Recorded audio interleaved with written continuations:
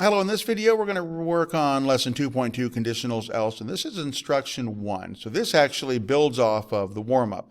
So in the warm-up we typed out this number or num equals integer input, enter an integer. And then we did an if conditional. If number is less than 10, print that number is pretty small. And that was the way we ended the warm-up.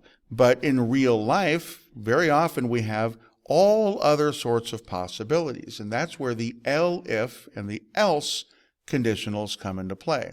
So let's just go ahead and add to this. Let's go ahead and click enter. So I'm going to be on line 9, and this is important. When I clicked enter, I'm automatically indented, and my elif, which is what I'm going to write right now, the elif needs to be on the left side. It's not a child of the if statement. It's independent of the if statement because we're looking at this independently.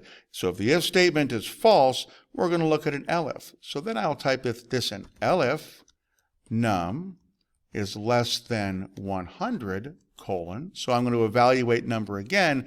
So it's not less than 10.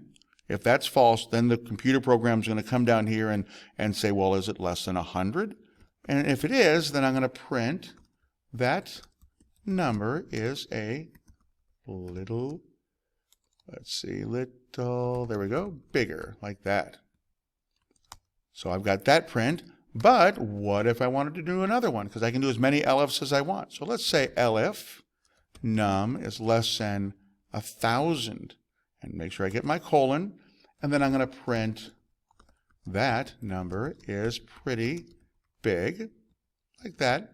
And then maybe I have no more qualifications. I just want to do an else. So I have an if, an elif, another elif, and then for everything else, if none of those things are true, then I'll just do my else.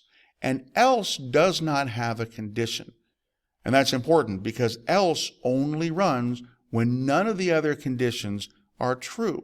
So else would run if the number is not less than 10, the number's not less than 100, the number's not less than 1,000, so the condition is anything else, and that's why we don't need to actually type a condition. All I have to do is type a colon, and then I can say print that number is huge, like that.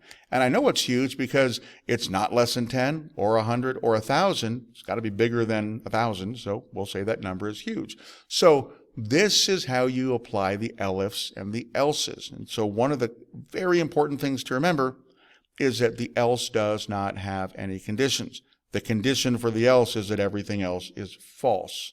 And remember, these will only work, these if and elifs, if they're true. So if the if is true, it'll print this. But if it's not, we'll look at the elif. And if that's true, it will print this. And if it's not, we'll look at the second elif. And if that's true, we'll print this. And if none of these are true, then we're going to print the else statement, which is that number is huge. So go ahead and test yours. Make sure it works. And if it does, you did good. And go ahead and turn it in.